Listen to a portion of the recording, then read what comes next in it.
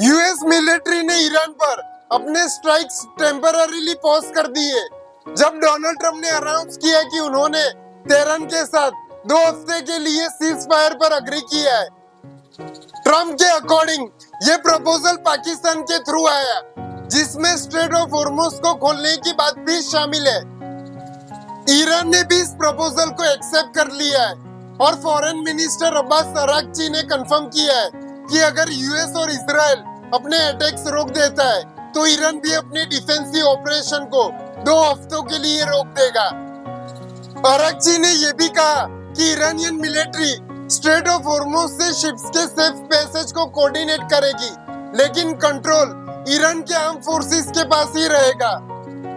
Tehran ने यह भी क्लेम किया है कि इस वॉर में उसकी जीत हुई है, जो 28 फरवरी को यूएस इजराइल स्ट्राइक्स के बाद स्टार्ट हुआ था। ईरान का कहना है कि उसने यूएस को अपना 10 पॉइंट प्लान एक्सेप्ट करने पर मजबूर कर दिया है, जिसमें सैंक्शंस हटाना और न्यूक्लियर एनरिचमेंट को एक्सेप्ट करना शामिल है।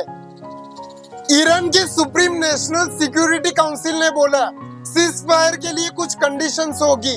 ईरान का कंपेंसेशन पे करना, स्ट्रेट ऑफ हॉर्मुज पर ईरान का कंट्रोल, न्यूक्लियर एनरिचमेंट को एक्सेप्ट करना, सारे प्राइमरी और सेकेंडरी सैंक्शंस को हटाना, यूएस मिलिट्री का मिडिल ईस्ट से विड्रॉल, ईरान और उसके अलाइज पर अटैक्स बंद करना, फ्रोजन ईरानियन एसेट्स को रिलीज करना, यूनाइटेड नेशन सिक्योरिटी काउंसिल का एक बाइंडिंग रिजोल्यूशन पास करना। ईरान ने कहा कि अगर यूएनएससी रिजोल्यूशन पास हो जाता है तो ये अग्रीमेंट इंटरनेशनल लॉ के अंडर लीगली बाइंडिंग बन जाएगा, जो ईरान के लिए एक बड़ा डिप्लोमेटिक जीत होगा।